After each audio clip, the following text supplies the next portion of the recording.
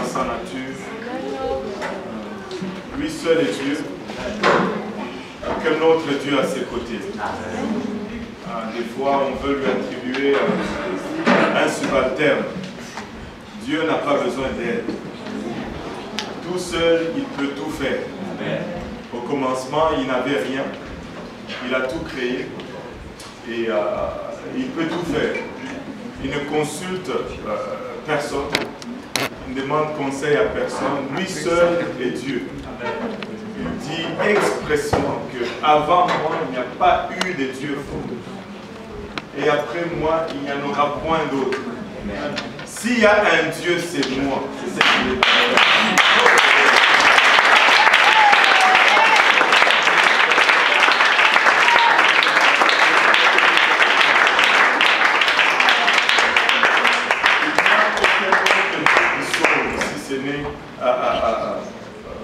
Jésus-Christ. Hors de lui, il n'y a point de salut. Vous savez, le monde d'aujourd'hui est en train de manquer, enfin je devrais même corriger, je dirais le soi-disant monde chrétien aujourd'hui est en train de passer à côté de ce que les Juifs même ont vu. Savez-vous pourquoi le Seigneur a été crucifié? Pourquoi est-ce que les Juifs ont demandé la crucifixion de Christ? Il leur a posé la question, pour quel mal, pour quel péché me crucifiez-vous? Toi qui es un homme, tu t'es fait Dieu. Ils l'ont vu, mais ils l'ont tout simplement vu à l'envers. Ce n'est pas lui qui était un homme qui s'est fait Dieu, mais c'est celui qui était Dieu qui s'est fait un homme.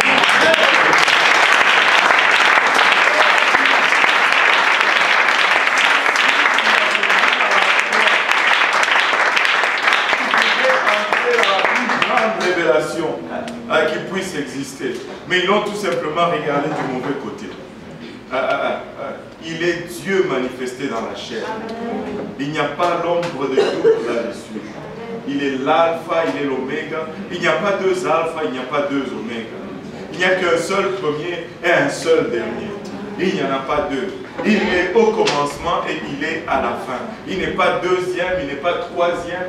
Alléluia, il est juste un. Amen. Il est le seul et l'unique vrai Dieu. Il est incomparable. Et laissez-moi vous dire, tout genou fléchira. Alléluia. Est-ce qu'il y a deux genoux, enfin, il y a deux noms auxquels les genoux vont fléchir? Non. Les genoux ne vont pas fléchir à deux. Dans l'Ancien Testament, il déclare dans le livre d'Ésaïe que tout genou fléchira à lui. Et dans le Nouveau Testament, on le déclare dans le livre des Actes que c'est devant lui, Jésus-Christ, que tout genou fléchit. Il est le seul et l'unique vrai Dieu. Il n'est pas un Dieu de confusion. Il est clair comme l'eau de roche. Il est celui qui était avant, qui est maintenant et qui sera dans l'éternité. Et quand tu rentres, alléluia, aux portes du ciel et que tu cognes, tu demandes pour Dieu, c'est Jésus-Christ qui sort. Parce qu'il n'y a aucune autre façon de le voir. Il est l'image du Dieu invisible. Sans Jésus-Christ, tu ne peux pas voir Dieu. Il est invisible. C'est pourquoi Jésus devient l'image du Dieu invisible. Tu ne peux pas le voir autrement que par Jésus-Christ.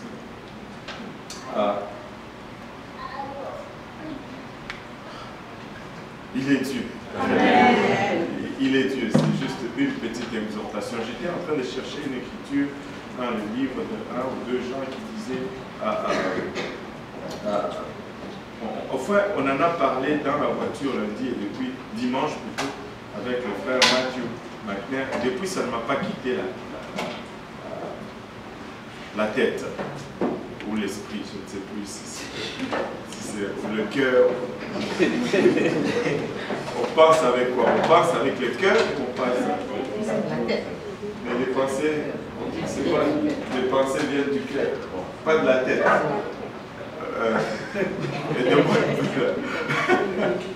Alléluia.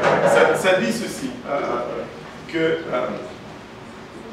si tu ne crois pas que elle est venue en chair, C'est qui 1 Jean 5. Tu peux le lire un peu. Prononcez à ceci l'Esprit de Dieu. Tout esprit qui confesse Jésus-Christ venu en chair de Dieu. Tout esprit qui ne confesse pas Jésus-Christ venu en chair n'est pas de Dieu. Celui de l'Antéchrist, dont vous avez appris la venue, qui maintenant est déjà dans le monde. Tout esprit qui confesse Jésus-Christ venu en chair. Écoutez, ça veut dire qu'il n'avait pas de chair avant. Amen. Et quand il n'avait pas de chair, il était qui?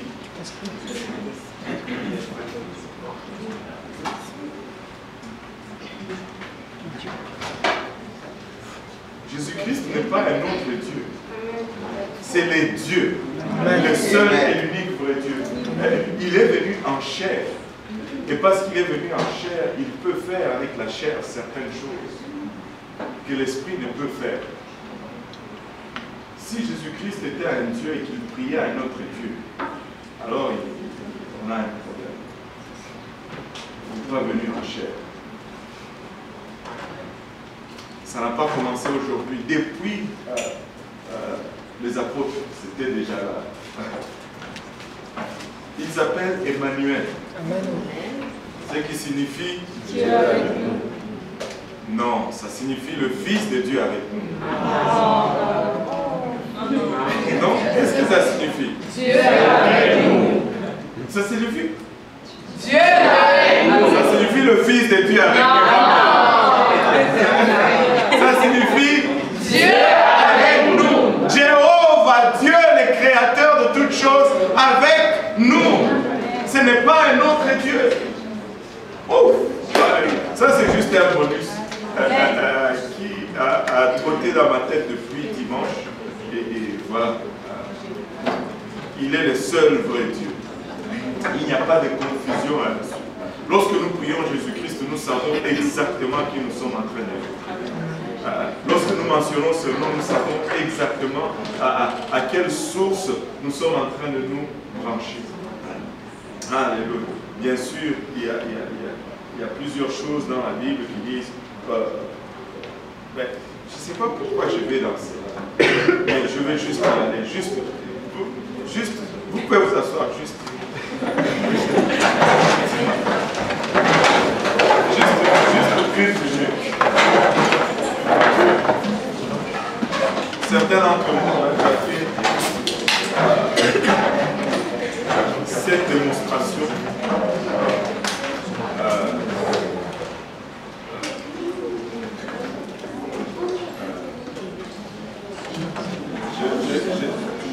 C'était un bon miroir. Bien. Cédric. On a déjà fait une très bonne démonstration avec lui. Mais comme que là, tu veux être le Dieu, tu veux être l'image.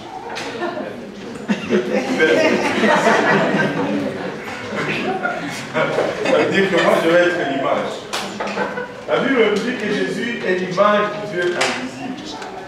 Maintenant, quand tu vas dans l'image, dans le miroir,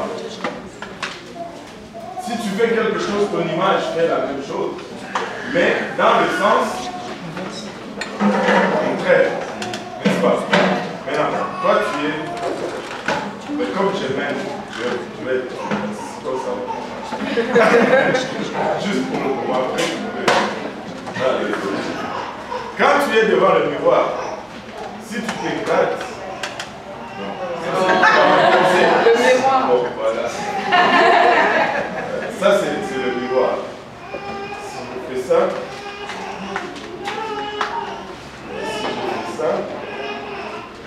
je suis mon doigt. Ça, c'est l'image. Et moi, je suis le réel, ok?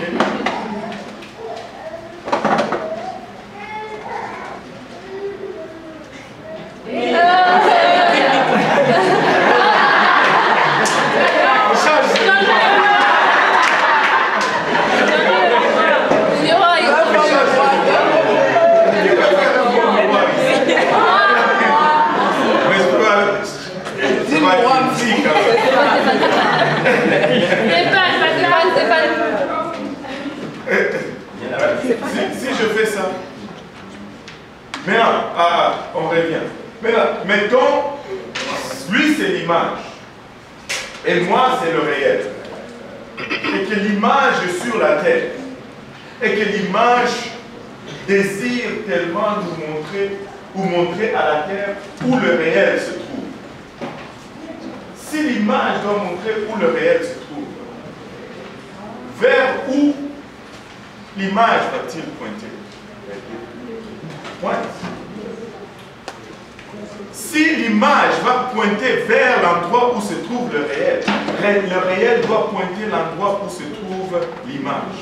C'est pourquoi Jésus nous pointait toujours vers le Père. Et le Père n'arrêtait jamais de nous pointer vers Jésus. Ainsi, nous avons la bonne direction. Nous avons toujours la bonne direction. Parce que si Jésus se pointe vers lui-même, nous allons aller vers la chair.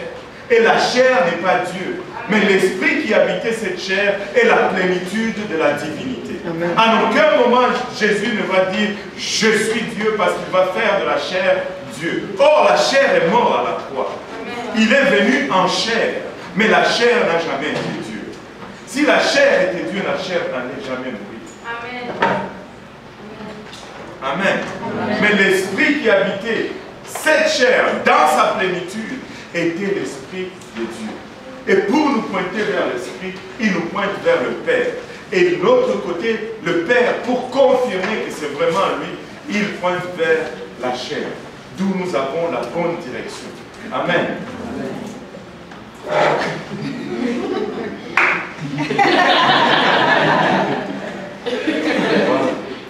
Et c'est comme ça que ça fonctionne. Sinon, nous allons prier à la chair. Nous ne pouvons pas prier à la chair.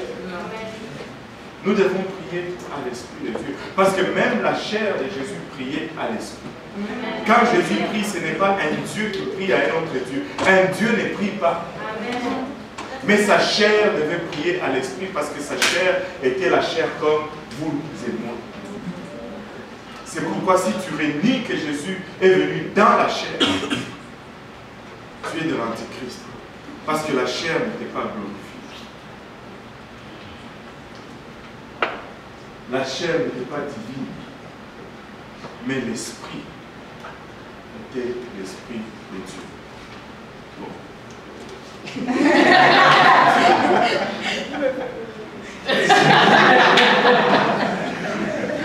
Et ça fonctionne. Alléluia. Il n'y a pas de confusion. Et si tu ne connais pas Dieu, tu vas toujours être dans la confusion. On dit toujours, oh, mais pourquoi pasteur tu insistes sur cela? Parce que c'est ce qui te permet de rester ferme dans la bonne doctrine. Si tu ne connais pas Dieu, tu ne pourras jamais lui faire confiance. Tu ne fais pas confiance aux passants parce que tu ne les connais pas. Mais quand tu connais Dieu, tu lui fais confiance. Amen. Amen. On était rendu, on avait commencé avant, on devait retourner. Ouais, on a commencé à parler du Père d'Abraham. Là, on va commencer avec la promesse d'Abraham. Le Seigneur est bon, n'est-ce pas? Oui, j'y arrive. Nous avons des visiteurs qui sont là pour la première fois aujourd'hui. Il y a la sœur. On a combien de fois? Oui. Pas du tout. Mais c'est moi qui étais absent ce jour-là. Aïe, aïe, aïe. Je voulais toujours dire, hein, c'est une église grave. Même quand tu manques juste un jour, tu risques d'être visiteur. Mais quand même, c'est la sœur Géralda. Ma chère sœur.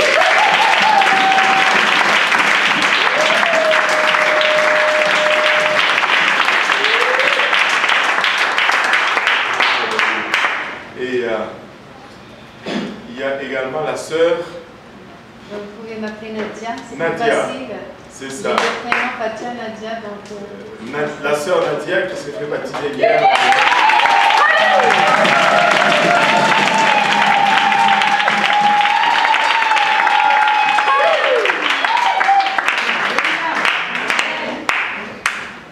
Je ne sais pas s'il y a l'autre.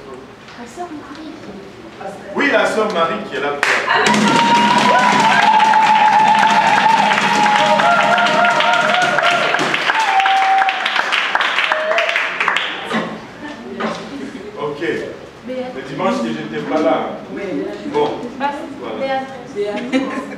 Béatrice. toujours été là. Le lundi? Non, pas le lundi. Le lundi, c'est la Avant, je première venais le mercredi.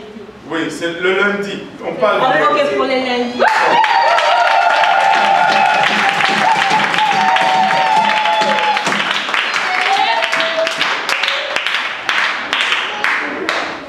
Voilà. Le Seigneur est bon. Vous savez, servir le Seigneur, des fois, on se réjouit, des fois, on danse, des fois, on verse des larmes, mais il n'y a rien comme vivre. Il n'y a rien comme servir l'Éternel. Il n'y a rien comme marcher dans ses voies. Allons voir Abraham, avant que je ne me perde dans mes... Nous avons vu comment Abraham était appelé. Nous avions plutôt commencé à voir comment Abraham était appelé. Nous avons souligné comment l'appel aurait pu être probablement l'appel de son père en partant. Et aurait pu être l'appel de son père en partant, mais son père est mort avant d'arriver à Canaan et il est mort à Charan. Et Abraham a continué. Nous sommes maintenant dans le chapitre 12 du livre de Genèse. Nous allons relire chapitre 12, versets 1 à 5. L'Éternel dit à Abraham, va-t'en de ton pays, de ta patrie et de la maison de ton père, dans le pays que je te montrerai. Je ferai de toi une grande nation et je te bénirai. Je rendrai ton nom grand et tu seras une source de bénédiction. Je bénirai ceux qui te béniront et je maudirai ceux qui te maudiront. Et toutes les familles de la terre seront bénies en toi. Et toutes les familles de la terre seront bénies en toi. Continue jusqu'au verset 5. Abraham partit comme l'Éternel lui avait dit, et Lot partit avec lui. Abraham était âgé de 75 ans lorsqu'il sortit de Charan. Abraham prit Sarai, sa femme, et Lot, fils de son frère, avec tous les biens qu'il possédait et les serviteurs qu'ils avaient acquis à Charan. Ils partirent pour aller dans le pays de Canaan, et ils arrivèrent au pays de Canaan. Et ils arrivèrent au pays de Canaan. Maintenant, si nous regardons ces 5 versets, nous allons y découvrir plusieurs enseignements qui vont nous être très utiles dans notre marche avec le Seigneur. En le décortiquant à partir du verset 1, nous pouvons voir que l'Éternel dit à Abraham, va-t'en de ton pays, de ta patrie et de la maison de ton père, et va dans le pays que je te montrerai. Dieu lui dit, va-t'en de ton pays, de ta patrie. Mais non, si Abraham habitait dans son pays, dans la maison de son père, si Dieu lui dit, sors de ton pays, cela ne sous-entend-il pas qu'il sort automatiquement de la maison de son père? Il ne peut pas quitter son pays sans quitter la maison de son père. Ça fait du sens. Mais quand il dit quitte la maison de ton père, et même on peut le pousser plus loin, même ta patrie ici, ça a vraiment un autre sens. Dieu est en train de dire à Abraham, prends ta femme, prends tes serviteurs, prends tes brebis, prends tes biens, pars, n'amène aucun de tes parents. La maison de son père ici n'est pas un bâtiment, littéralement. La maison de son père ici, c'est sa famille. Dieu lui dit, laisse ta famille en arrière et viens, je vais te montrer où tu vas aller. Abraham a obéi à Dieu, mais Abraham n'a pas obéi totalement à Dieu. Savez-vous quoi? C'est une chose dangereuse que d'obéir partiellement à Dieu. Il faut obéir totalement à Dieu. On nous a parlé de l'obéissance hier.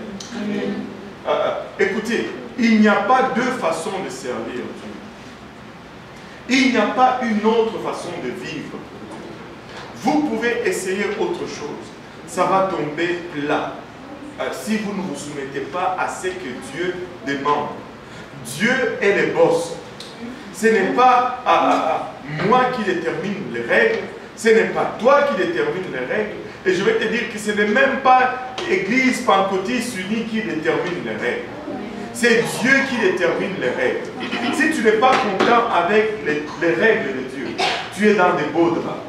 Tu peux argumenter, discuter jusqu'à ce que le soleil se couche. Mais ça va être comme Dieu le veut. Nous avons étudié Caïn et Abel. Caïn était le premier homme à vouloir discuter avec Dieu et il a mal fini. Il a mal fini. Ne suivez pas les voies de Caïn. Les voies de Caïn mènent à la perdition. Caïn a mal fini. Il n'y a pas deux façons de faire. Maintenant, regardez ceci. Dieu dit à Abraham, va-t'en de ton pays. Laisse les tiens en arrière. Abraham obéit, mais partiellement. Que tout le monde dise partiellement. Il ne faut pas obéir partiellement. Maintenant, il dit, tu iras dans un pays que je te montrerai.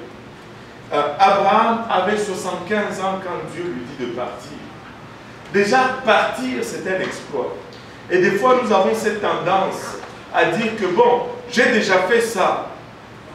Mais si ce n'est pas ce que Dieu demande, ça ne va servir à rien. Abraham pouvait dire, ben, j'ai déjà 75 ans. S'il était au Québec, c'est 10 ans dans la retraite. Il pouvait dire que je pars déjà, Seigneur, c'est un grand sacrifice. Que je commence cette vie à neuf, c'est déjà un grand sacrifice. Mais ce n'est pas tout simplement ce que Dieu a demandé. Il a dit, pars et laisse tout le monde en arrière. On va revenir un petit peu par la suite à cela. Regardez au verset 2. Dieu fait une promesse à Abraham ici. Je ferai de toi une grande nation et je te bénirai. Je rendrai ton nom grand et tu seras une source de bénédiction. Le problème avec cette promesse, c'est qu'Abraham avait déjà 75 ans. Et l'autre problème avec cette promesse, c'est que sa femme, Sarah, avait déjà 65 ans. Elle était déjà stérile. Ben, elle était, pas déjà, on va enlever le déjà, s'il vous plaît. Elle était stérile, mais elle était déjà dans la ménopause. 65 ans, c'est bien avancé dans la ménopause. Amen. Amen. C'est-à-dire, toutes les possibilités d'avoir les enfants sont déjà loin en arrière. Mais Dieu lui dit, non seulement je te donnerai un enfant, il dit, je ferai de toi une grande nation. Si Abraham vivait de notre temps, si Abraham avait notre mentalité corrompue, si Abraham avait notre mentalité égocentrique, il allait dire, donne-moi au moins un enfant, je ne te demande même pas une nation, même un enfant seulement, ça serait déjà correct. Mais Dieu lui dit, je ferai de toi une grande nation. Mais Abraham a cru à la promesse de Dieu. Écoutez, Dieu ne base pas ses promesses sur ta performance. Dieu ne base pas, les promesses de Dieu ne sont pas basées sur tes performances ni tes habilités. Les promesses de Dieu sont basées sur ses capacités à lui. Amen. Il est capable. Amen. He's able. Amen. He's able. Amen. My God is able. Amen.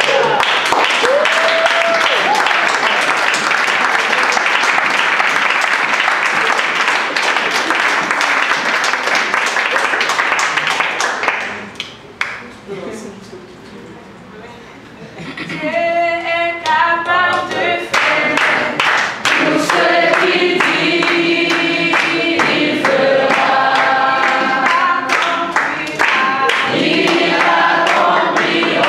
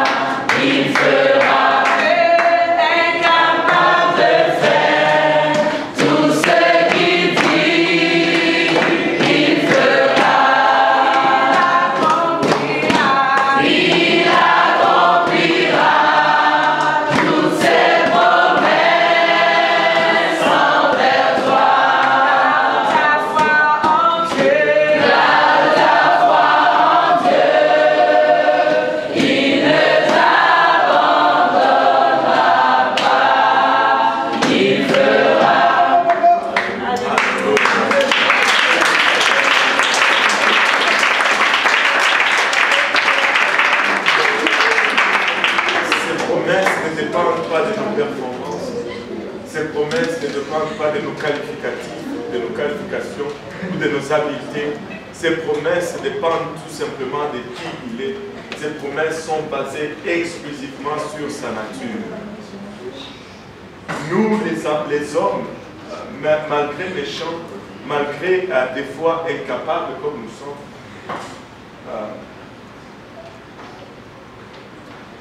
tu sais, des fois mes enfants ne font pas ce que je leur demande de faire. Mais ce n'est pas pour ça que j'arrête de mettre la nourriture sur leur table.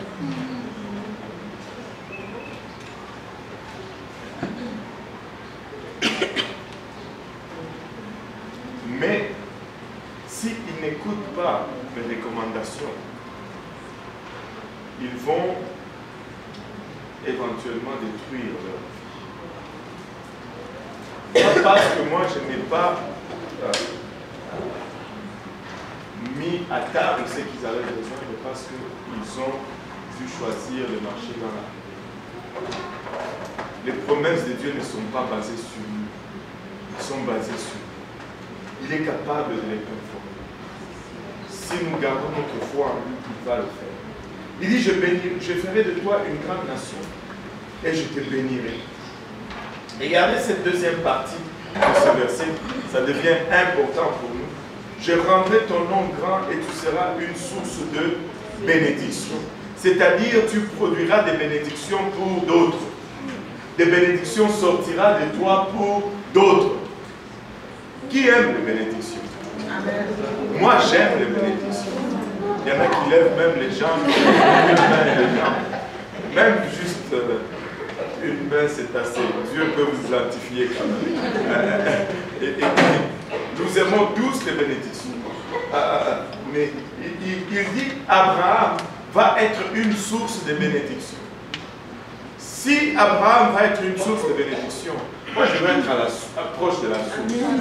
Je vais être en accord avec la source. Parce que Dieu renchérit en disant par la suite, je bénirai ceux qui te béniront et je maudirai ceux qui te maudiront.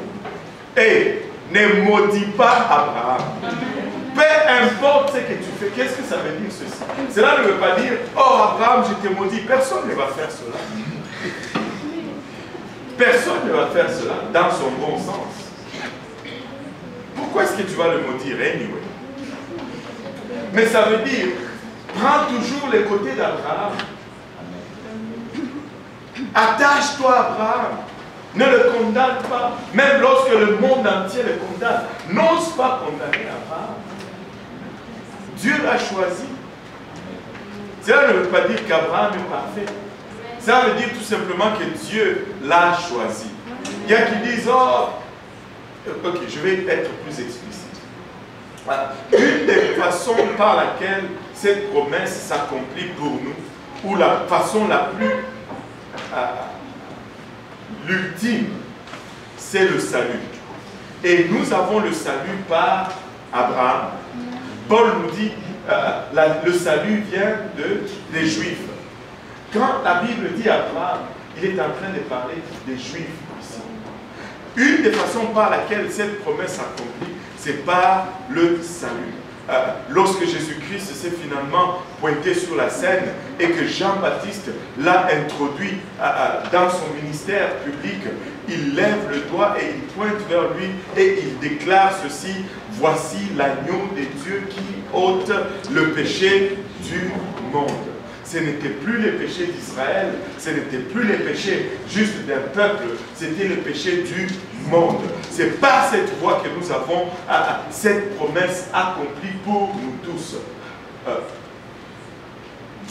Toutes les familles de la terre seront bénies en lui. Nous tirons notre salut par lui. Et il y a plusieurs façons par lesquelles nous pouvons voir l'accomplissement de cette promesse.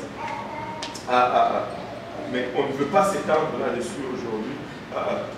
Mais rapidement, si vous regardez, presque dans tous les domaines, que ce soit la médecine, que ce soit l'économie, que ce soit la politique, que ce soit la chimie, que ce soit la physique, la plupart des grandes découvertes, la plupart des grands accomplissements si ce n'est pas un juif qui l'a fait, il y a toujours un juif au 2e ou au 3e degré, pas loin, en train de pousser cet effort. Dieu a choisi de le faire de cette façon. Et si vous voulez la prédication là-dessus, voyez le frère Joël, il y a la prédication de Jewish Connection. Et ça va vous donner toute une litanie de ces choses qui sont extraordinaires. Mais pourquoi j'insiste là-dessus? C'est parce que la tendance dans le monde d'aujourd'hui, c'est de condamner Israël. La tendance dans le monde d'aujourd'hui, c'est de dire que Israël, c'est le mauvais. Un jour, j'enseignais là-dessus, je disais, si tu es vraiment chrétien, tu ne peux pas ne pas prendre le côté d'Israël dans n'importe quelle situation.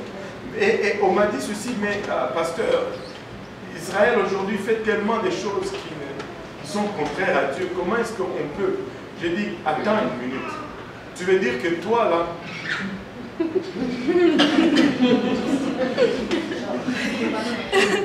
Dieu n'a pas fermé un œil sur ce que tu fais.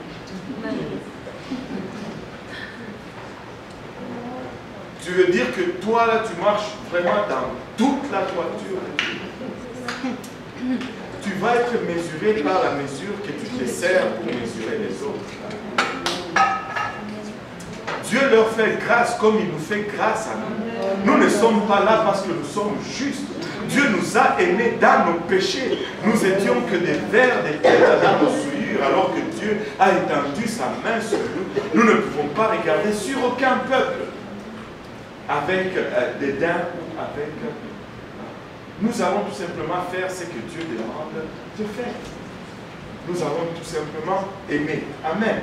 Amen. Et il dit, toutes les familles de la terre seront bénies en toi. Abraham partit comme l'Éternel le lui avait dit. Regardez le verset 4. Quelqu'un peut le lire. Abraham partit comme l'Éternel le lui avait dit. Et Lot partit avec lui. Et Lot, pourquoi pensez-vous que la Bible ajoute et Lot partit avec lui? Hein? Parce qu'il n'était pas supposé. Pardon? Parce qu'il n'était pas censé aller avec lui. Parce qu'il n'était pas censé aller avec lui? Non, parce que Lot est parti avec lui.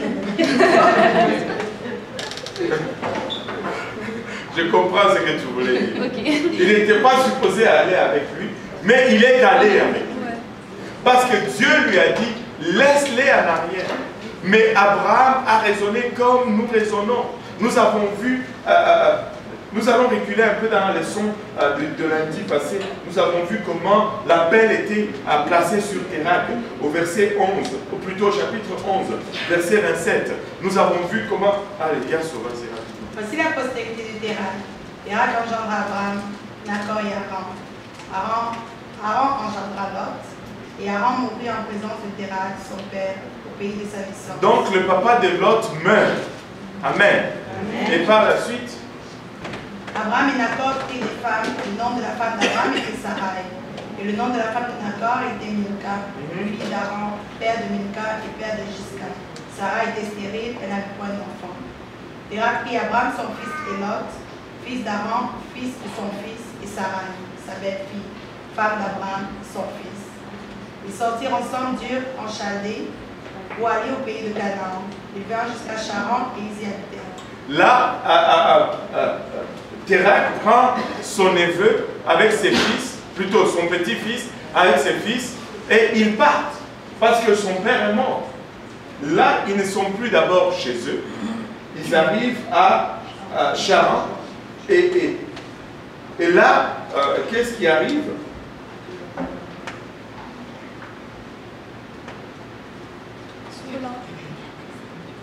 Verset 32. Les jours de Térak furent de 205 ans et Térak mourut à Charan. Térak est mort à Charan. Là, Térak mort. Abraham, Dieu lui dit, tu dois continuer jusqu'à Canaan. Abraham regarde autour de lui. Lot est là. Il dit, qu'est-ce que je fais? Ok, il n'était pas bébé, mais je voulais juste dire que c'était un jeune. Là, Abraham s'est dit, mais qu'est-ce que je fais? Je l'abandonne ici. Je ne peux pas l'abandonner. Juste à 3, Sarai, Abraham Non, il y avait aussi... Des filles de Terach engendra Abraham, Nacor et Haran. Il y avait Nacor, on ne parle pas de Nacor, on ne sait pas ce qui est arrivé. Mais quand Terach est sorti, ben, il a pris seulement Abraham, et il a pris Lot, et il a pris Nacor, on n'en parle plus. Donc, Nacor n'était pas là.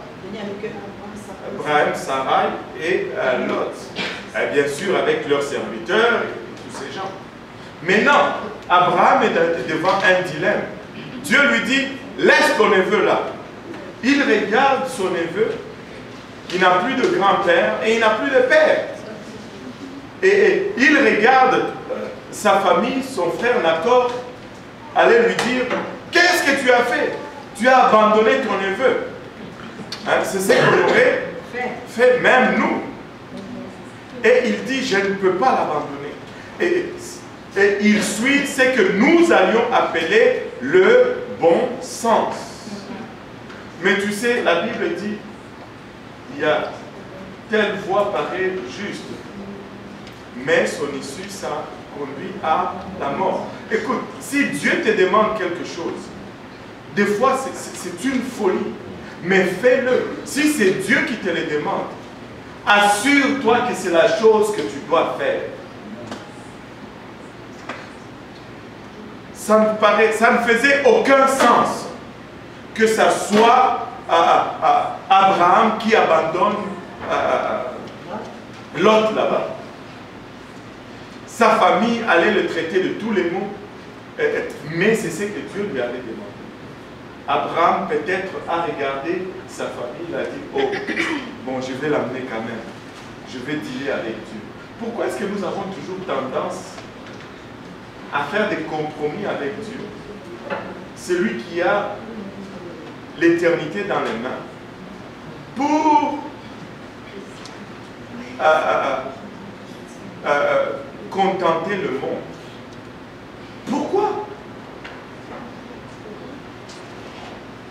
Pourquoi est-ce qu'on va faire, on va compromettre avec Dieu, au fait, pour faire plaisir au monde?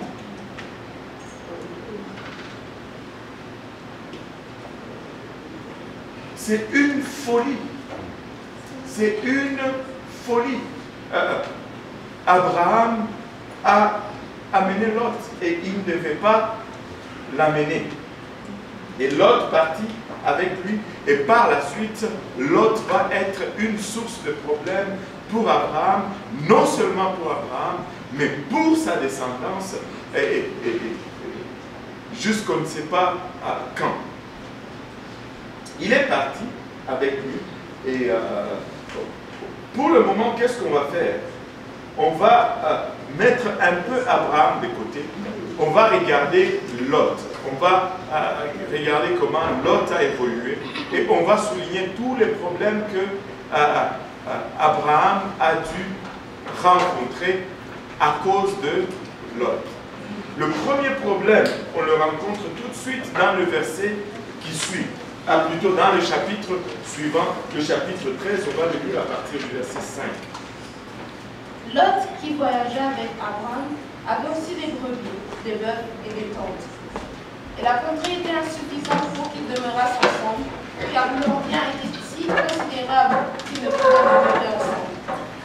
Il y eut querelle entre les bergers du troupeau d'Abraham et les bergers du troupeau de Lot. Les Cananéens et les Phéréziens habitaient alors dans le pays. Abraham dit à Lot, qu'il n'y ait point, je te prie, de dispute entre moi et toi, ni entre mes bergers et tes bergers, car nous sommes frères. Tout le pays n'est-il pas devant toi? Sépare-toi donc de moi. Si tu vas à gauche, j'irai à droite, et si tu vas à droite, j'irai à gauche. Lot leva les yeux et vit toute la plaine du Jourdain qui était entièrement arrosée. Avant que l'Éternel eût détruit Sodome et Gomorrhe, c'était jusqu'à toi comme un jardin de l'Éternel, comme le pays d'Égypte. Lot choisit pour lui toute la plaine du Jourdain et il s'avança vers l'Orient. C'est ainsi qu'ils se séparèrent l'un de l'autre. Abraham habita dans le pays de Canaan et Lot habita dans les villes de la plaine et dressa ses tentes jusqu'à Sodome. Et dressa ses tentes jusqu'à Sodome. Regardez le verset 13. Les gens de Sodome étaient méchants et de grands pécheurs contre l'Éternel. Wow. Maintenant, on va décortiquer cela, on va vraiment y trouver une des premières leçons de la vie. Dieu dit à Abraham, laisse tout le monde, vas-y tout seul. Mais Abraham amène Lot parce qu'il pense que ça fait du bon sens.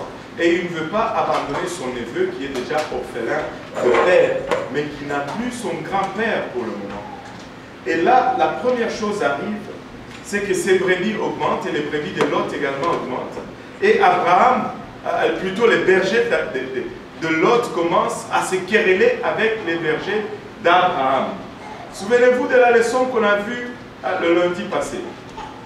C'est que Dieu demande, si tu les fais, ça va apporter une bénédiction pour toi. Mais si tu ne les fais pas, ça risque d'arriver quand même, malgré toi. Mais tu ne vas pas en tirer bénédiction. On a parlé de Babel.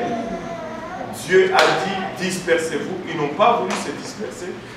Finalement, quand ils se sont dispersés, ils ont perdu la langue. Amen. Maintenant, Abraham, on lui dit, sépare-toi. Il n'a pas voulu se séparer avec sa famille. Maintenant, qu'est-ce qu'il récolte? Des querelles. Il y a maintenant des chicanes entre eux. Et là, Abraham dit, bon, on va s'élever. C'est que Dieu avait demandé. C'est qu'il devait arriver en paix. On devait se séparer tranquillement. Et puis après, on vient se visiter après. Mais là, on commence à se séparer parce qu'il y a des problèmes. Parce qu'il y a des chicanes. Et Abraham va voir maintenant son neveu. Il dit, séparons-nous maintenant. Dieu l'avait demandé. Tu persistes avec Dieu. Tu vas récolter juste des troubles. Et ce qu'il a demandé va éventuellement arriver, mais toi tu risques de ne même pas en tirer une bénédiction. Obéis à Dieu tout simplement. Maintenant, il dit, tu es mon frère, il ne faut pas qu'il y ait des querelles entre nous. Choisis maintenant. Si tu vas à gauche, moi je vais à droite. Si tu vas à droite, moi je vais à gauche. Mais choisis maintenant. Et là, il se passe quelque chose ici que la plupart d'entre nous ici devaient déceler à cause de notre culture.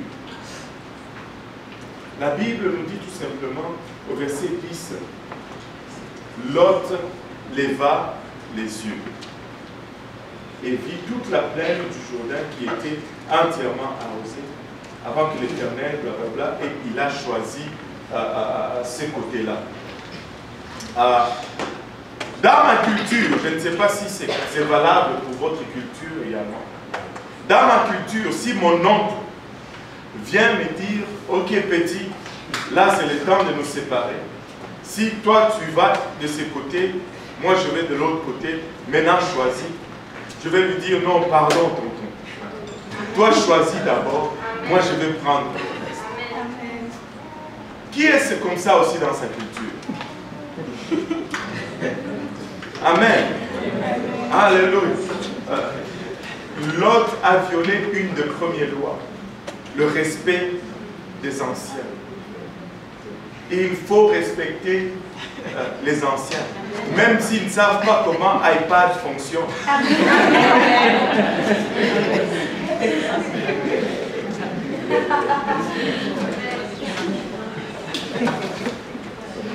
Les jeunes d'aujourd'hui pensent que parce qu'ils peuvent manipuler des téléphones cellulaires, parce qu'ils ont des gadgets, ben, ils sont plus intelligents que les filles.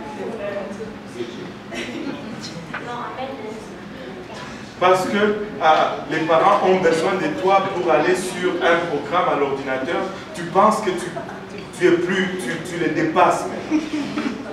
Laissez-moi vous dire ceci. Il y a une très grande différence. Dans ma langue, il y a deux mots. Il y a akili et mayele. Mayele, c'est ce qu'on appelle intelligence à l'école. Tu peux faire des algèbres comme tu veux. Tu peux faire des maths comme tu veux. Tu peux faire la physique, la chimie, la biologie, l'anatomie, la physiologie et toutes ces logiques. Mais si tu n'as pas acquis de la vie, tu ne vas aller nulle part. C'est pourquoi nous avons ces problèmes que nous avons dans la société, parce que nous pensons que l'école peut remplacer la sagesse. Et la plupart de nos familles sont en train de faire cette erreur fatale. Ce n'est pas parce que tu as un grand diplôme encadré quelque part que tu vas réussir. Les maisons, aujourd'hui la drogue, ce n'est pas dans la rue. La drogue, c'est dans les salons les plus considérés de nos sociétés. Aujourd'hui, ceux qui se droguent et qui sont alcooliques, ce sont nos médecins, ce sont nos politiciens, ceux qui vivent des vies perverses, sans morale, ce sont ces gens-là. Ce n'est pas les voyous dans la rue.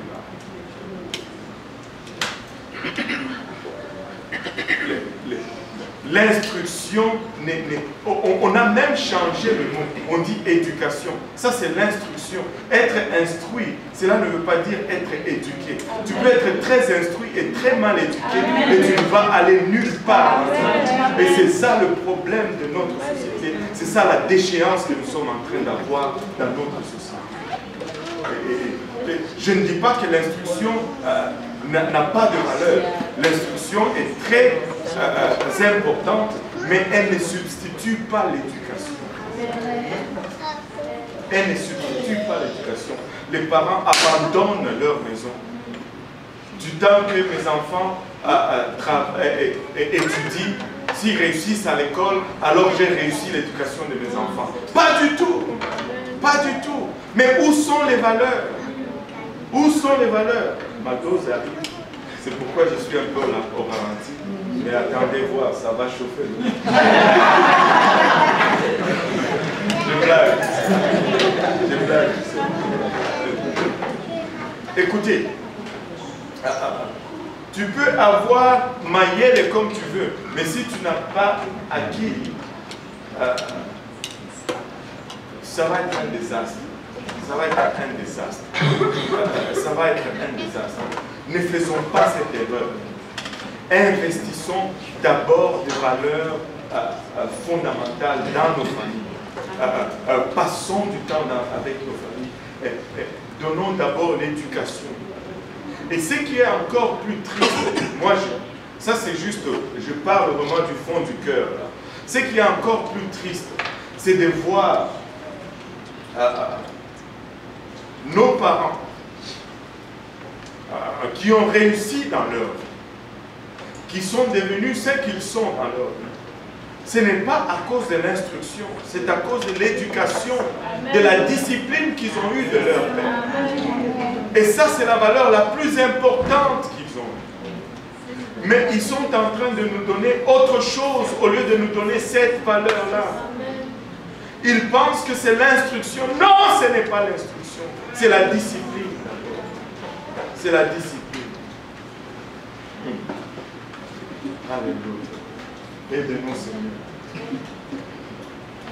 Et que tous ceux qui sont d'accord disent Amen. Amen. Amen.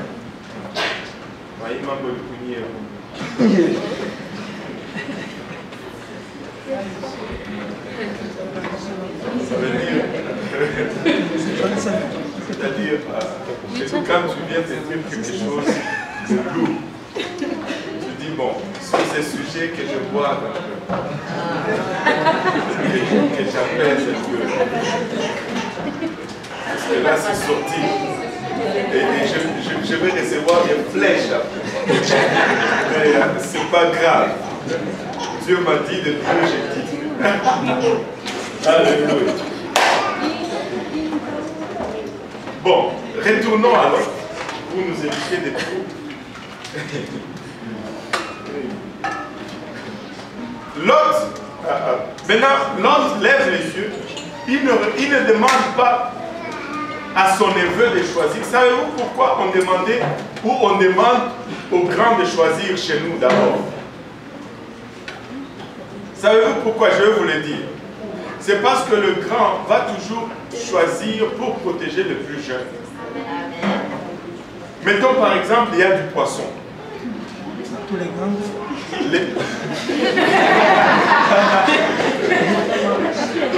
Faites-moi confiance, écoutez. On va aller sur le principe, pas sur l'expérience que vous avez vécue. Okay? On va aller sur le principe. Amen. Écoutez, s'il y a quelque chose que je veux profiter pour vous donner un autre enseignement critique qui vous induit souvent en erreur. Il y a principe et il y a expérience. C'est des fois l'expérience peut être contraire. Mais si le principe est bon, tu dois toujours te baser sur le principe. Amen. C'est-à-dire que vous avez peut-être rencontré des grands qui vous ont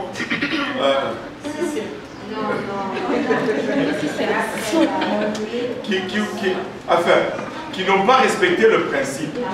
Mais cela n'invalide pas le principe. Ok, c'est ce que je veux dire. Maintenant, regardez ceci. Quand on fait choisir au grand, c'est pour que, dans le cas du poisson, très souvent chez nous, le grand allait choisir la partie qui a le plus des os pour éviter à l'enfant de se faire mal avec les os. Il va lui donner la partie avec plus la chair. Cédric n'a pas respecté ce principe. Mais c'est ça le principe, en fait. Le grand a plus d'expérience, il a plus de vécu, il peut se débrouiller plus dans les cas difficiles et il va choisir le difficile pour lui, pour protéger les plus jeunes. C'est ça. Voilà. Maintenant, il n'a pas respecté cela, mais l'autre chose encore plus grave, Lot a failli. C'est que la Bible nous dit Lot leva les yeux. Il n'a pas consulté Dieu. Il a tout simplement regardé. Or, nous avons étudié dans notre toute première leçon la convoitise des yeux. Les yeux, des fois, sont trompeurs. On ne peut pas tout simplement se fier à ce que l'on voit. Et il a regardé, il a vu que la plaine était bonne, bien arrosée. Il a dit, waouh, je vais là. Il a choisi avec les yeux. Il n'a pas consulté Dieu. Il n'a pas prié Dieu. Il n'a pas consulté les conseils de ses anciens. Et il s'est retrouvé dans l'erreur. Et la Bible nous dit, l'autre leva les yeux et vit toute la plaine du Jourdain qui était entièrement arrosée avant que l'Éternel eût détruit Sodome et Gomorrhe. C'était jusqu'à Tsoar comme un jardin de l'Éternel, comme le pays d'Égypte. Alléluia. Une autre leçon que nous allons voir là. D'où est-ce que Lot a appris l'Égypte? D'où est-ce que Lot a appris ce qui ressemblait à l'Égypte? Nous devons revenir au chapitre 12, au verset 10. Il y eut une famille dans le pays, et Abraham est sorti en Égypte. Il séjournait car la famille était grande dans le pays. Comme il était prêt d'entrer dans l'Égypte, dit à Sarai sa femme, voici, je sais que tu es une femme belle de figure. Quand les Égyptiens te verront, ils diront, c'est sa femme. Ok, c'est bon. Il y eut une famine dans le pays. Quel pays?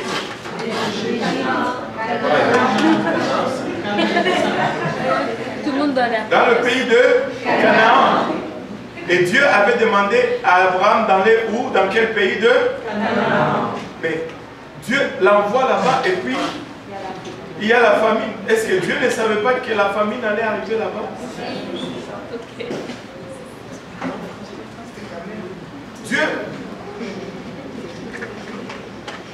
Dieu savait.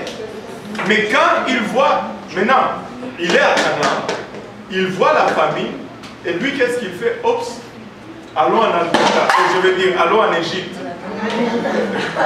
Je me suis trompé, ok. Allons en Égypte. C'est là où il y a plus de travail. Non, il y a plus de Qu'est-ce qui se passe avec les lèvres?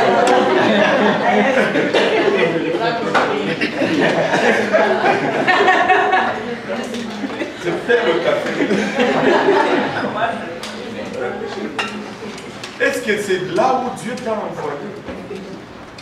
Est-ce que c'est là où Dieu t'a envoyé? Là, il va en Égypte. Il quitte là où Dieu lui a dit d'aller et il va en Égypte pour se cacher de la famine. Écoute,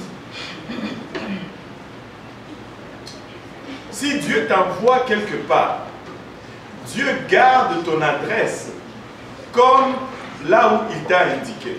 Si tu vas ailleurs sans faire un changement d'adresse avec lui, tu es dans les trous. Parce que tes bénédictions, lui, il va l'envoyer à l'adresse qu'il a au fichier. Mais toi, tu es ailleurs. Là, on envoie tes colis au Québec. Toi, tu es en Alberta. Là, la poste ne fait que le retourner à Dieu. Et toi, tu dis, mais qu'est-ce qui se passe? Va là où Dieu t'a envoyé. Écoute, nous ne marchons pas selon nos calculs par rapport à l'argent. Nous marchons selon ce que Dieu nous demande de faire. Sinon, tu vas sécher. Tu vas sécher. Ne calcule pas par rapport aux finances. C'est Dieu qui tient les finances. Si tu es en accord avec Dieu, les finances vont couler. Maintenant, regarde, de temps en temps, Dieu va te mettre à l'épreuve. Quand Dieu envoie Abraham à Canaan, il sait qu'il va y avoir une famine. Maintenant, cette famine vient pour voir si on va avoir maintenant confiance en Dieu. Tu dis, mais Dieu sait déjà. Dieu sait. Mais toi, tu ne sais pas. Il veut maintenant que tu le saches. Où est ta confiance? Tu dis, je le sais. Non, tu ne le sais pas. Tu ne le sais pas. Crois-moi, tu ne le sais pas. Parce que lorsque l'épreuve vient, tu réagis différemment. Si tu le savais, tu allais passer à travers cette épreuve sans problème.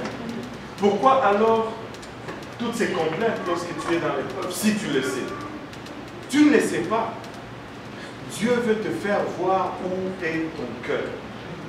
L'épreuve de Dieu, ce n'est jamais pour te détruire. L'épreuve de Dieu, c'est pour te révéler qu'est-ce qu'il y a dans ton cœur. Le cœur de l'homme est méchant par-dessus toute chose. Qui peut le connaître? Des fois, tu es surpris toi-même de ce qui peut sortir de ton cœur. Des fois, tu te dis, mais j'avais déjà réglé ces problèmes.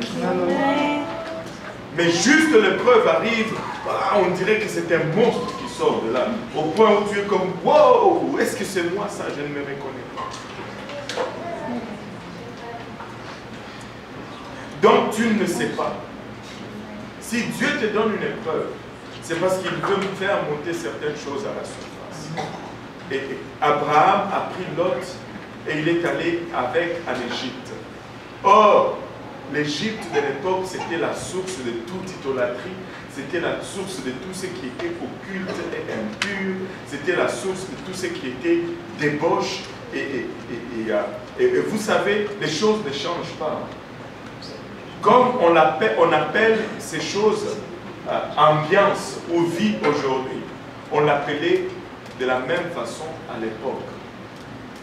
Comme on convoitait ces choses, comme on convoite ces choses encore aujourd'hui, on les convoitait également à l'époque.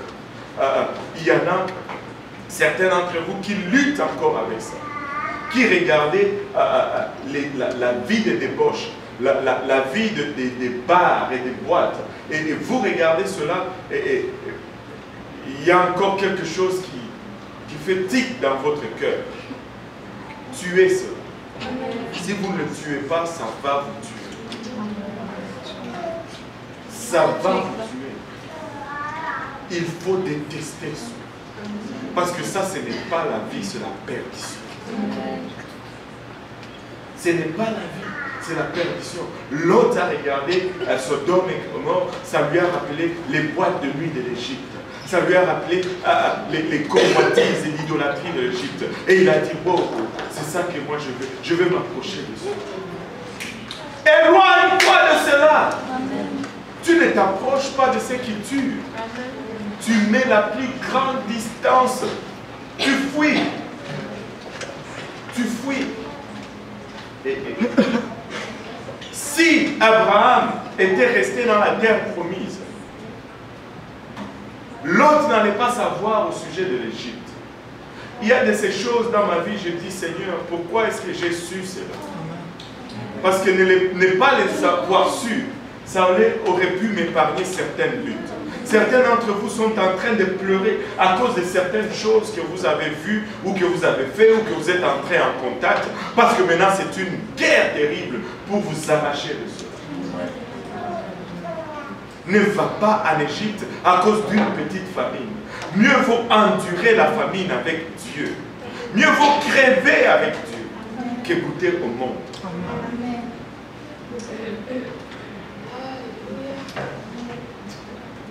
Maintenant, regardez, Dieu n'est pas stupide. Dieu n'est pas ignorant. Et je sens une telle conviction sur nous, je sens tellement la présence du Seigneur. Ouf.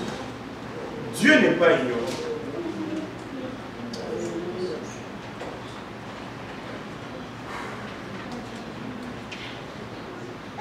Il y a un autre patriarche qui lui s'appelait Isaac.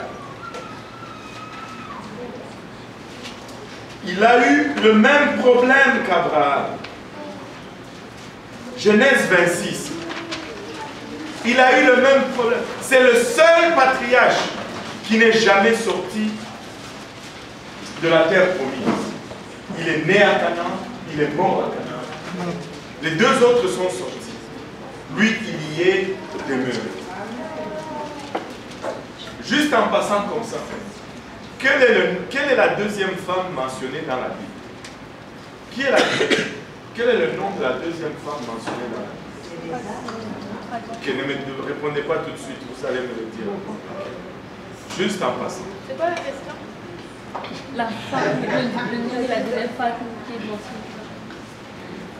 Le nom de la deuxième femme? Oui, la deuxième femme mentionnée dans la Bible. Anyway, revenons à Isaac. Quelqu'un peut le lire? Il y a eu une famine dans le pays, outre la première famine qui eut lieu du temps d'Abraham. Il y a eu une famine, outre la première famine. Cette première famine dont on vient de lire là qu'Abraham avait eu.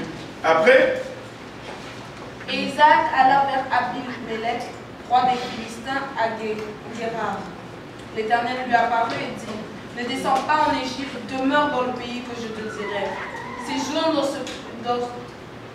dans le pays que je te dirai. Séjourne dans ce pays-ci, je serai avec toi et je te bénirai, car je donnerai toutes ces contrées à toi et à ta postérité. Regarde, pour raccourcir tout ceci, Isaac n'est jamais sorti. Il est resté malgré la famine. Mais lisez le verset 12. Isaac sema dans ce pays et recueillit cette année le centuple. Le centuple, malgré la famine, il recueillit le... Car, regardez le verset 13. Cet homme devint riche et il alla s'enrichissant de plus en plus jusqu'à ce qu'il devint fort riche. Wow. Malgré la famine, Isaac est devenu riche. Pourquoi? Pas parce qu'il est allé en Égypte, parce qu'il a attendu là où Dieu lui a dit, attends là. Dieu lui a dit, attends là, et c'est là où Dieu l'a béni. Les bénédictions de Dieu ne dépendent même pas. On a dit tout à l'heure, les bénédictions de Dieu ne dépendent pas de nos habilités, nos capacités. Les bénédictions de Dieu ne dépendent même pas de nos circonstances. Oui, Adia. Est-ce que c'est Ada? Mais j'ai dit après, non? Ah!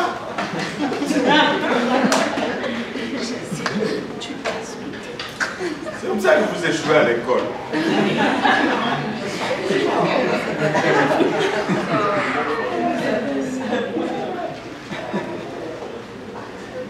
Maintenant, regardez ceci. Quand Dieu te dit va quelque part, aie confiance en Dieu. Quand Dieu te dit fais quelque chose, aie confiance en Dieu. Oui. Comme là, Dieu est apparu à Isaac plutôt de ne pas sortir? Oui, je vais te dire pourquoi. J'attendais au fait qu'on me pose cette question. Parce que Isaac est né où? Oh. On l'a dit tout à l'heure. Il est né là. Dieu ne lui a pas dit d'y aller. Il est né là. Abraham, Dieu lui avait dit, va là. Je ne comprends pas. Parce qu'au fond, sa question, c'était une question indirecte. Qui disait, Dieu n'avait pas dit à Abraham, reste là. Parce que Abraham, Dieu lui a dit, va là, c'est là que tu dois aller. Mais Isaac est né là. Dieu ne lui a rien dit, il était là. Il fallait que Dieu lui dise aussi. Amen. Alléluia. C'est la première. J'ai toujours attendu cette question, mais finalement elle est sortie. Alléluia. Maintenant, reste là où Dieu t'envoie. Cherche la volonté de Dieu. Ne cherche pas les finances. Ne cherche pas la prospérité. Ne cherche pas la réputation. Ne cherche pas la reconnaissance. Cherche Dieu. Cherche Dieu. Saisis-toi de Dieu. Tu vas avoir une réputation. Saisis-toi de Dieu. Tu vas avoir une reconnaissance. Saisis-toi de Dieu. Tu vas avoir toute l'abondance que tu puisses imaginer. Avec Dieu, tu as tout. Cherche seulement Dieu. Écoutez, et ce n'est pas juste pour vous vendre Dieu que je vous dis cela. Laissez-moi vous dire même ceci. Je cherche de vous vendre Dieu. Je veux que vous achetez Dieu. Parce que c'est la meilleure marchandise que vous puissiez acheter. Mais laissez-moi vous dire ceci. Même s'il ne me bénit pas, même si il ne me prospère pas, même si ma réputation est pourrie à cause que j'ai suivi Dieu, je vais le suivre quand même. Parce que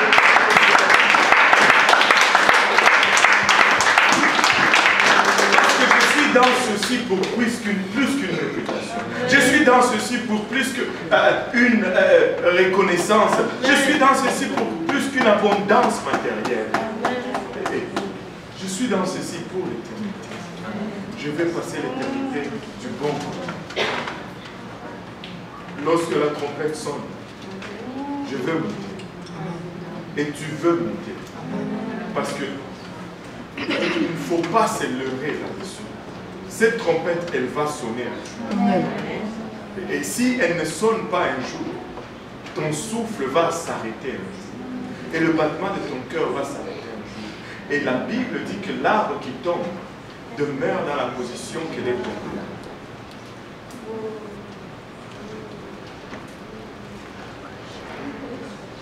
Regardez ce que ça veut dire.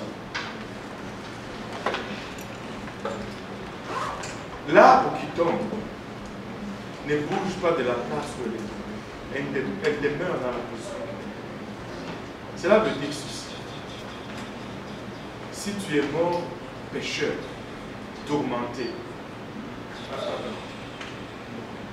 tu vas rester pécheur et tourmenté, et ton état ne va plus changer pour l'éternité. Plus jamais l'opportunité de changer. C'est une chose triste, c'est une chose horrible, c'est une chose effrayante. Mais l'autre ou l'envers de l'offre, c'est celui-ci. Si tu meurs aussi chrétien, si tu meurs glorifiant Dieu, si tu meurs avec la paix de Dieu, pour l'éternité, tu vas louer Dieu, tu vas glorifier Dieu, tu vas avoir la paix de Dieu pour l'éternité. L'arbre qui tombe demeure dans la position où elle reste, où elle est tombée. Et maintenant, le défi pour nous, c'est que lorsque nous mourrons, nous soyons dans cette bonne état. Parce qu'une fois le dernier souffle respiré, notre état est scellé pour l'éternité. Et tu ne veux pas rentrer dans l'éternité du mauvais bord. Tout ce que tu aurais vécu ici sur terre te servirait. Amen. C'est pour ça que nous plaidons C'est pour ça que nous pleurons, c'est pour ça que nous endurons souffrance, agonie, c'est pour ça que nous nous réjouissons quand une âme s'est fait baptiser. C'est pour ça que nous tressaillons de joie. Oh Seigneur Jésus-Christ, aide-nous. Et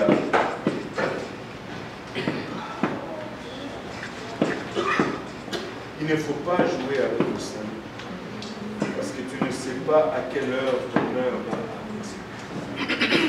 Ça vient comme ça, en un clin d'œil. Ce n'est pas la vigueur de la jeunesse qui détermine combien de temps tu as vécu. Peut-être même ceux qui sont vieux et qui sont malades, c'est eux-mêmes qui vont t'enterrer. Alors que toi, tu es jeune et tu penses que tu as l'éternité devant toi. Tu peux partir. Tu peux partir. Mais il ne faut pas que tu pars du mauvais côté. Il ne faut pas prendre la mauvaise porte. Il faut prendre la bonne porte. Parce qu'une fois que tu as traversé, tu ne peux plus revenir. Tu ne peux plus revenir à l'arrière. Suivons la voie de Dieu. Quand Dieu dit, on obéit. Et laissez-moi vous dire ceci. Moi, je mettrai au défi quiconque, que ce soit ici sur place et en direct, que ce que nous donnons comme instruction n'est pas de la Bible. Nous sommes prêts à relever le défi. Cette parole est certaine. Cette parole est certaine. C'est là. Mais si tu ne la mets pas en pratique, elle va te servir. Bien qu'elle soit certaine et efficace. Si tu vas avec tes propres philosophies, ça ne va pas, ça ne va pas. Ça ne va pas. Et ça, ce n'est pas la doctrine de Dieu donné. Maintenant, il a choisi les plaines. Regardez un peu comment ça arrive par évolution.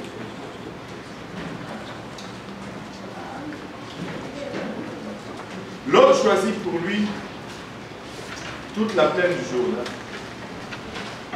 Et il s'avança vers l'Orient. C'est ainsi qu'ils se séparèrent l'un de l'autre.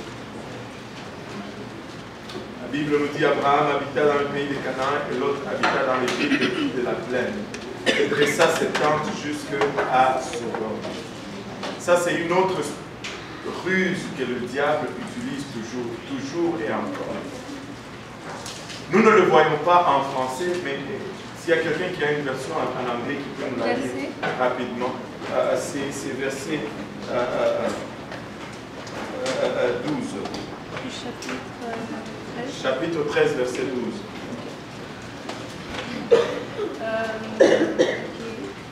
Abraham dwelled in the land of Canaan, and Lot dwelled in the cities of the plain, and pitched his tent towards Sodom. And pitched his tent towards Sodom.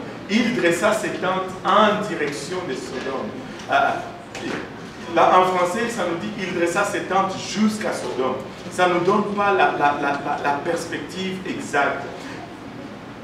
Écoutez, Lot n'est pas allé à Sodome directement. Il le contemplait de loin. Mais c'est seulement la direction de ses tentes n'était pas la bonne. J'ai toujours dit que le salut c'est quelque chose de progressif. Mais ça dépend dans quelle direction tu es en train de marcher. Peu importe où tu te trouves. Et Lot avait ses problèmes. Ses tentes n'étaient pas dans la bonne direction. Ses tentes étaient dans la direction de Sodome et Gomorrhe. Si tu as fait déjà du camping, tu vas réaliser une chose avec moi, que si tu as tes tentes en direction de quelque chose, mettons que tu es chez Morelatos et tu mets tes tentes dans le parking et tu dresses tes tentes en direction de UPC Saint-Laurent. Amen. Amen. C'est ce que tu devrais faire. Amen. Maintenant, qu'est-ce qui va être ta situation ou les conséquences de cela? La situation va être telle que chaque matin, quand tu te lèves, quand tu sors de tes tentes ou de ta tente, la première chose que tu vois, c'est UPC Saint-Laurent. Parce que c'est en avant de tes tentes. Et le soir, quand tu rentres pour te coucher, tu rentres, et si tu habitais une tente, tu dois toujours te tourner pour fermer les battants de la tente. La dernière chose que tu vois, c'est encore UPC Saint-Laurent. Et si tu fais ça, ce n'est pas loin, on va te retrouver dans UPC Saint-Laurent. Mais Lot a fait cela. Mais il a pitché ses tentes en direction de Sodome et Gomorrhe. La première chose qu'il voyait le matin, c'était Sodome. La dernière chose qu'il voyait le soir, c'était également Sodome. Il n'est pas étonnant qu'au chapitre 14, on le voit au centre même de la ville de Sodome et Gomorrhe. Il n'a pas commencé tout de suite dans Sodome et Gomorrhe. Et le péché va toujours commencer comme ça. Le diable va toujours commencer comme ça. Il est rusé. Quand il frappe à la porte, knock, knock, knock, qui est là? C'est moi, c'est le diable. Et là, tu deviens, je veux voir un peu à quoi il ressemble. Ouvre un peu, bang, il met son pied dans la porte. Et là, tu essaies de fermer la porte, tu n'arrives plus. Il a mis son pied dans la porte. La chose à faire, c'est celle-ci. Knock, knock, knock. Qui est là? C'est le diable. Seigneur Jésus. Il y a quelqu'un à la porte. Je ne voudrais pas aller ouvrir. Peux-tu aller ouvrir pour moi? Et quand le Seigneur va aller ouvrir, le diable le voit. Oh! Je me suis trompé de porte. Et il va à une autre porte.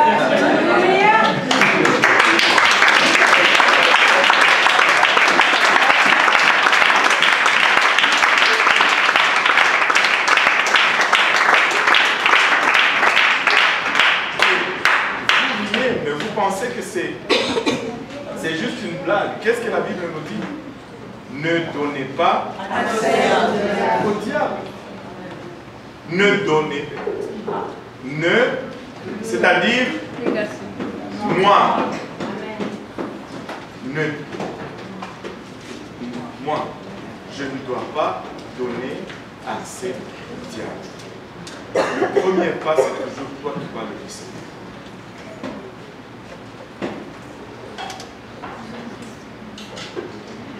Oui. Qu'est-ce que ça veut dire? Comme le jardin de ça rappelait tout simplement les verdures, ça rappelait tout simplement Éden, ça rappelait une bonne végétation, des arbres, un endroit qui semblait être paisible à vivre. Alors que ce n'était pas ça. Ce n'était pas ça. Et Moïse qui nous écrit cela, c'est lui qui a eu au fond cet aperçu du jardin. Voilà. Maintenant, ne donnez pas accès au diable. L'autre a mis Sodome et Gomorrhe. Ça, écoutez, quand on vous dit nettoie ça, nettoie ici, nettoie ça, ne fais pas ça, ne regarde pas tel programme. Ce n'est pas parce qu'on veut vous dicter ce que vous devez faire. UPC n'a pas de police. On n'a pas de policiers et je ne veux pas être un policier pour personne. Non. J'ai déjà ma propre vie à policier. Mais si tu suis ces directives, tu vas t'éviter beaucoup de problèmes. Oh, mais ça ne fait pas de mal. Ok. Ça va faire mal. Ça va faire mal. Il dit, comment est-ce qu'il dit cela? Quand le vin bouge par lui-même et qu'il change de couleur, n'y touche pas. Parce que quand tu le mets dans la bouche, il goûte. Non, non, il ne dit pas qu'il va te mordre tout de suite. Il goûte.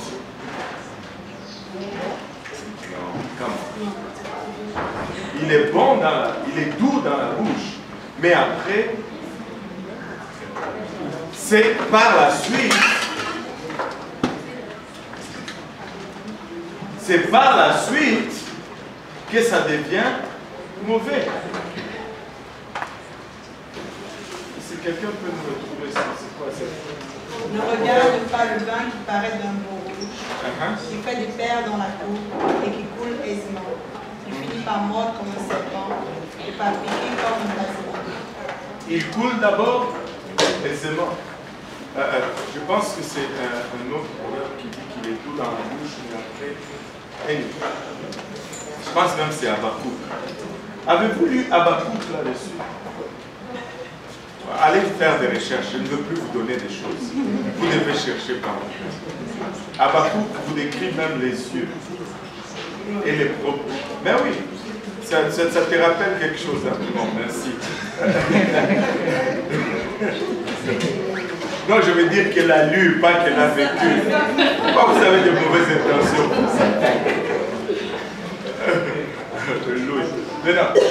C'est très important de suivre les instructions du Seigneur.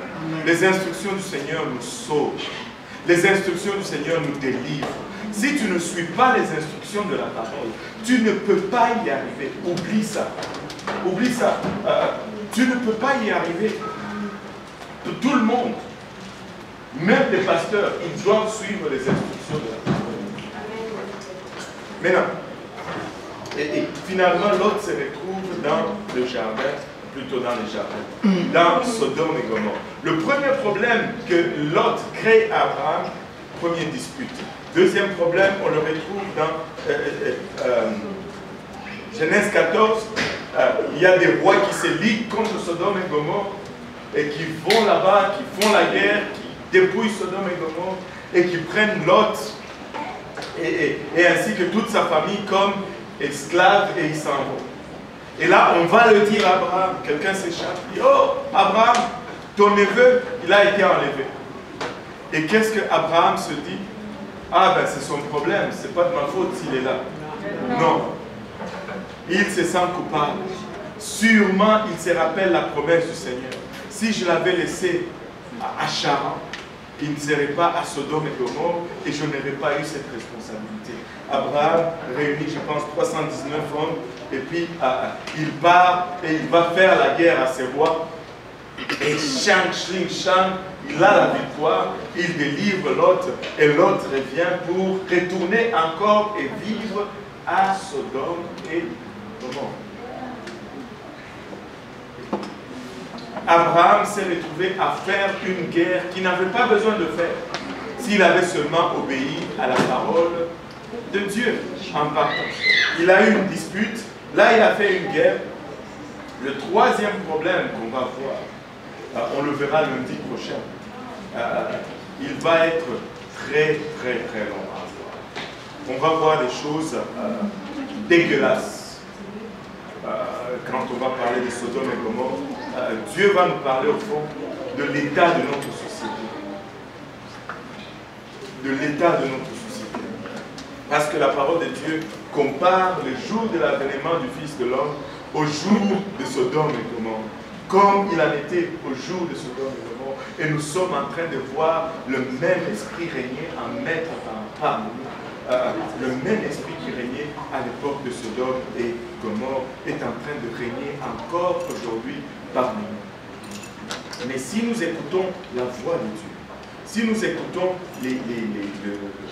ce que Dieu demande, nous allons pouvoir éviter beaucoup de problèmes.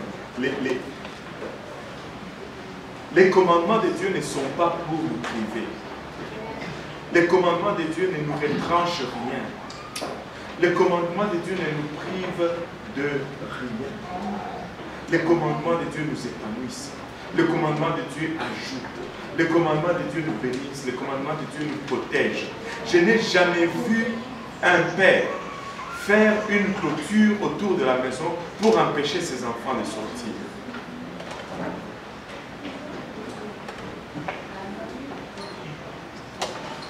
Quand on a clôture, qui ont une clôture autour de leur maison aux Pays-Bas ici, c'est pas une grosse clôture là avec une barrière, avec un gros cadenas, il y a les...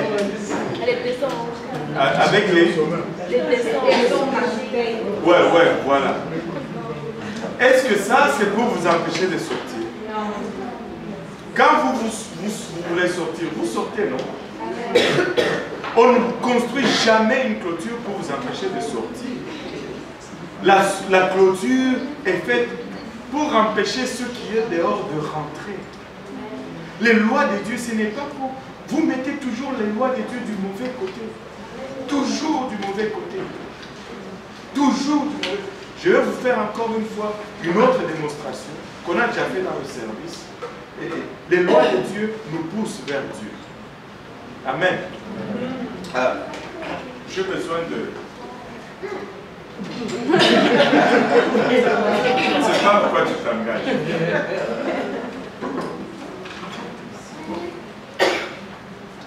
J'ai besoin d'une autre personne. C'est vraiment une affaire familiale.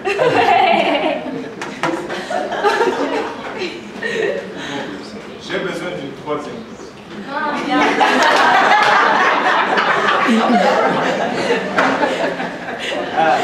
Attends. Je vais le choisir. Comment il s'appelle là? Oui. Comment il s'appelle? Ederson. Ederson, viens m'aider. Ederson, tu vas m'aider parce que moi je ne veux pas de complications. On doit choisir un côté Dieu et un côté le diable.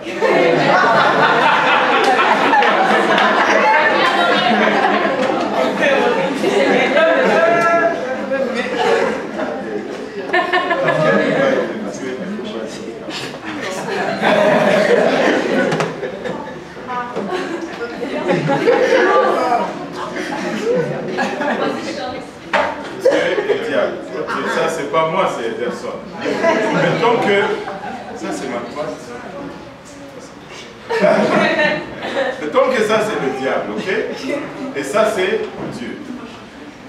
Ederson, c'est le pauvre mec qui veut vivre pour Dieu.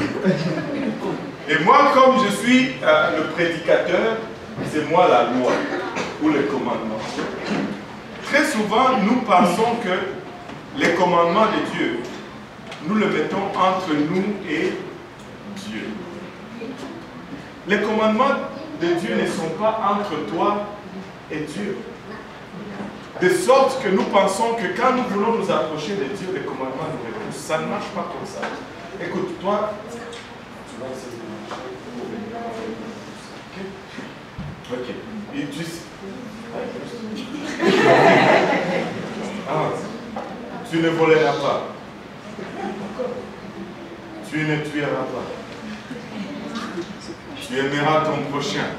Ce n'est pas ça. Si le commandement me pousse là, je vais voler. Je vais tuer là. Mais, et remarquez une autre chose.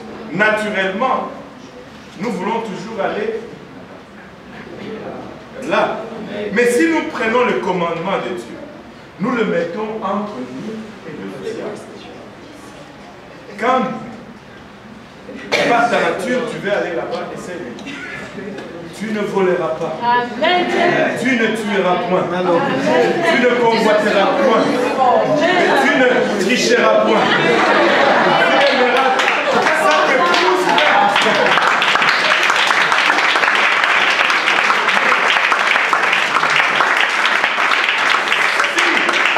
Si toi tu veux te défaire des commandements de Dieu, wow, la route est vide.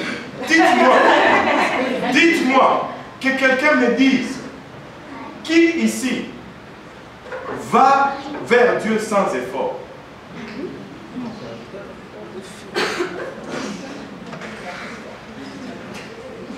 Mais combien d'efforts ça prend? Ne te défais pas du commandement de Dieu. C'est ta protection. C'est ce qui te garde en ligne. Viens un peu ici, personne. Tu ne voleras point. Retourne à ton Dieu. C'est lui ton créateur. Il est le seul vrai Dieu.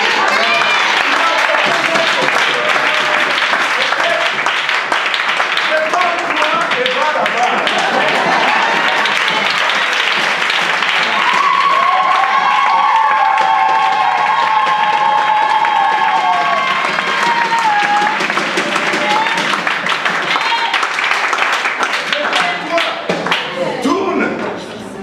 Venir par ici. Amen. Et toi, tu dois enlever ça. Impossible de vivre pour Dieu sans les commandements. Et si tu n'y obéis pas, tu ne vas pas y arriver. Vous savez, j'ai un seul désir. C'est que le jour que la trompette va sonner, que je puisse voir Ederson, que je puisse voir Emmanuel, Histoire Simplice, histoire Angela, histoire Ismaël, je puisse voir Roche. J'ai même cité le bon nom. Je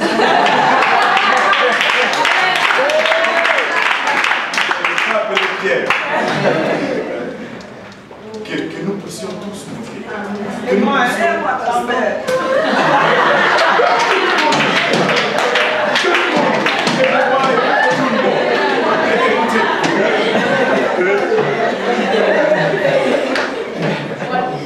Écoutez, c'est la seule chose. C'est la seule chose qui compte. Parce qu'à un moment donné, tout va s'arrêter. À un moment donné, ce que nous avons va s'arrêter. À un moment donné, Dieu va détruire ce monde avec tout ce qu'il a en fait. Non, ne vous approchez pas à ce que le monde a à offrir. Parce que tout ça, la Bible dit, va fondre. Tous les éléments de la nature vont fondre sur une chaleur fervente. Ce monde va être détruit. Il y aura une nouvelle terre. Une nouvelle vie. Des nouveaux cieux. Nous n'allons pas nous accrocher à ceci.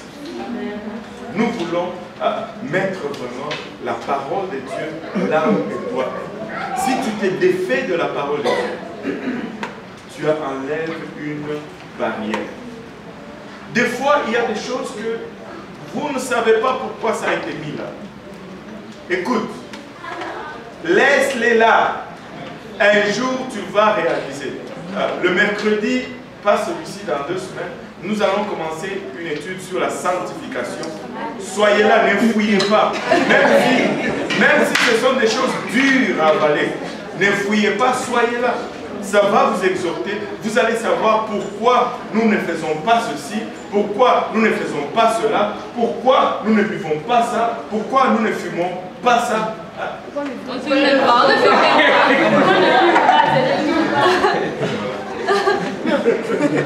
Merci.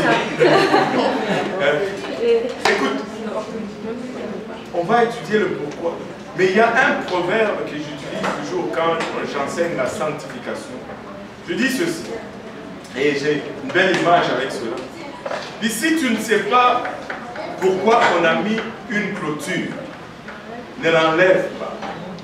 Et là, l'image montrait quelqu'un qui était là. La clôture est là. Non, il y avait personne. Il y a la clôture, mais il y a comme une espèce de savane en arrière. Mais là, en arrière, dans le fond de la savane, il y a un lion qui est assis tranquille. Oh.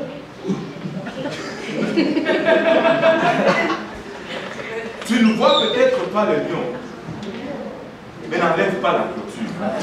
Si tu ne sais pas pourquoi une clôture a été placée, ne l'enlève pas. Ne l'enlève pas. Éventuellement, tu sauras. Au fond, il la saute même. Parce que tu risques de faire des rencontres pas du tout.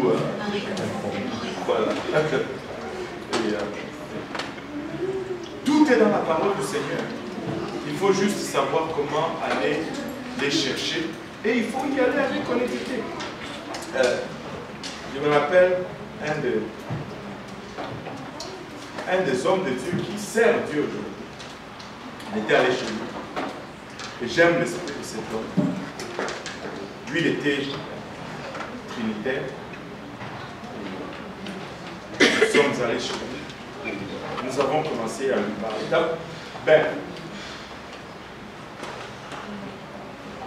Lui-même, il fait cette réponse.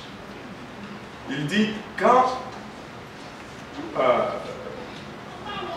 il devait recevoir notre visite, moi et le pasteur Benji, il disait que lui, il était préparé pour nous convaincre. Pour faire de nous des trinitaires. Nous, on allait juste pour partager la parole du Seigneur.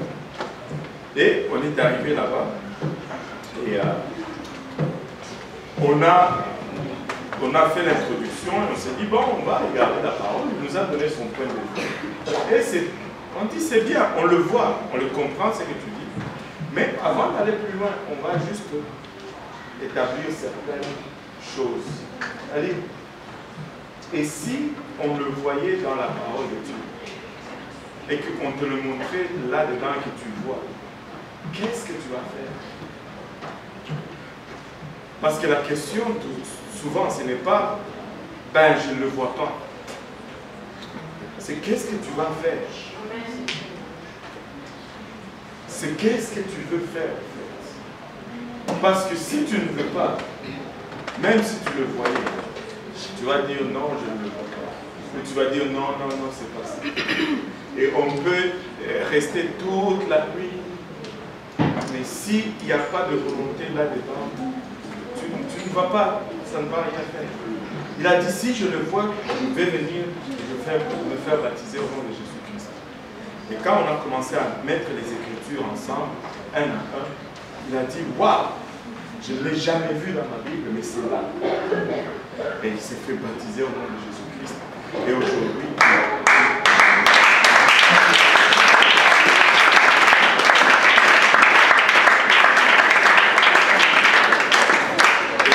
Dieu l'utilise puissamment et il gagne des âmes partout, partout, partout. C'est le pasteur Reza.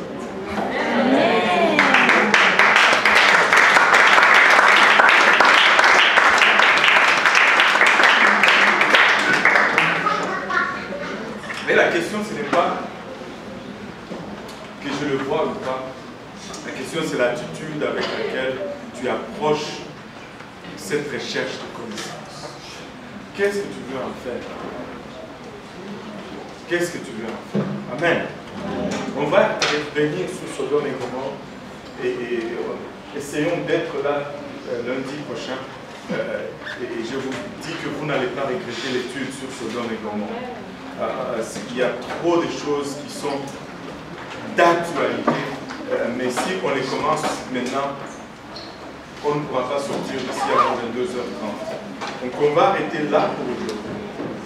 Et s'il n'y a pas de questions, en ce qui concerne le sujet d'aujourd'hui, on va prier et on va bénir la nourriture et puis on va se séparer. C'est une question. Mais par rapport au deuxième. Mais on a dit après, non? C'est Adam. C'est Adam. Ah, c'est bon, on peut.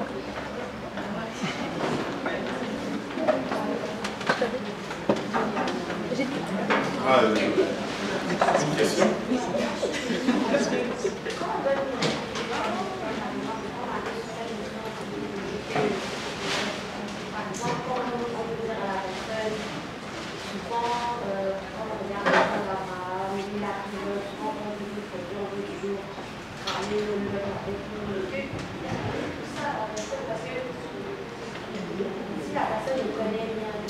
Ouais, tu lui donnes la parole. Au fait, quand tu veux servir Dieu, tu n'amènes pas ton lot avec toi. Parce que ce n'est pas ça la façon. D'abord, premièrement, si tu veux servir Dieu, tu commences à donner un exemple d'obéissance.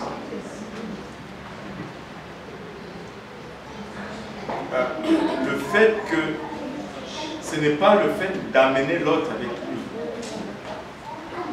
est symbolique du salut. Parce que Dieu n'a pas dit qu'il allait détruire Ur.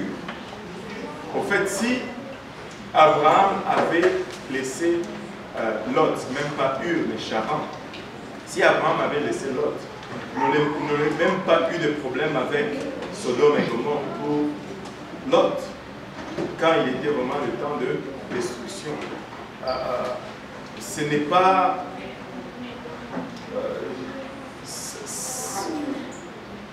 ça ne s'applique pas. Le contexte, ça ne fonctionne pas.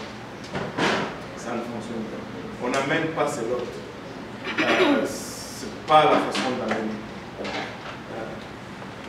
Je pense que c'est une bonne façon de... C'est comme... Des fois, on utilise certaines expressions, mais qui ne sont pas bibliques. C'est ce que je suis en train d'essayer de dire. Parce que tu ne veux pas...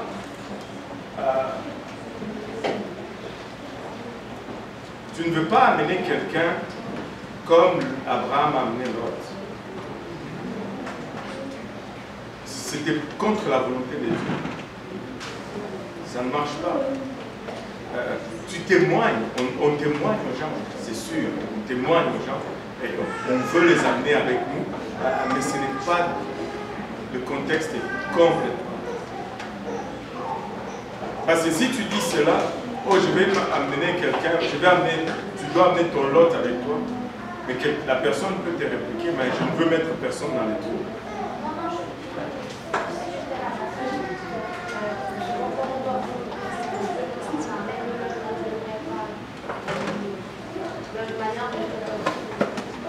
N'utilise pas amène nos Lot. N'utilise pas nous devons amener nos Lot. Ce n'est parce que ça nous réfère tout de suite à un acte de désobéissance. Moi je dirais tout simplement, nous devons mener une vie exemplaire. Nous devons essayer d'amener le plus possible avec nous. Nous avons une promesse de la part de Dieu. Et si nous croyons, nos familles seront sauvées.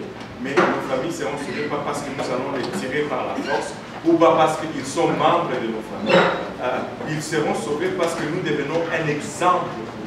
Si nous menons une vie de témoignage, ils vont voir ce qui nous arrive et ils ont plus une opportunité de plus de venir. C'est ce que cela veut dire. Ça ne veut pas dire qu'ils sont automatiquement sauvés.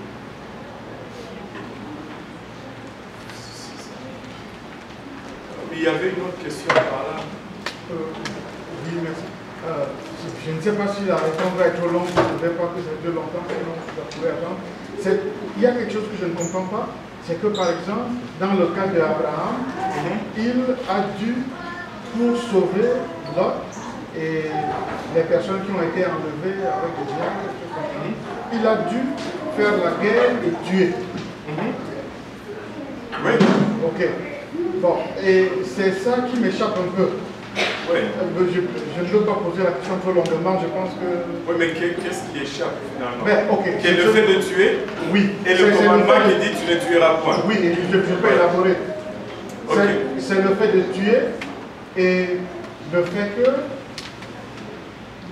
aujourd'hui, certaines personnes peuvent vivre ce que Abraham a vécu et j'imagine que s'ils viennent ici, tu ne vas certainement pas leur dire d'aller faire la guerre et tuer pour résoudre leurs problèmes. C'est un exemple pour imaginer un peu. Ok, on va se remettre... Je ne comprends pas. Ouais, c'est très facile à comprendre. La première chose à comprendre qui explicite toute chose, c'est le commandement tu ne tueras point. Le commandement qui dit que tu ne tueras point. Tu ne peux pas, le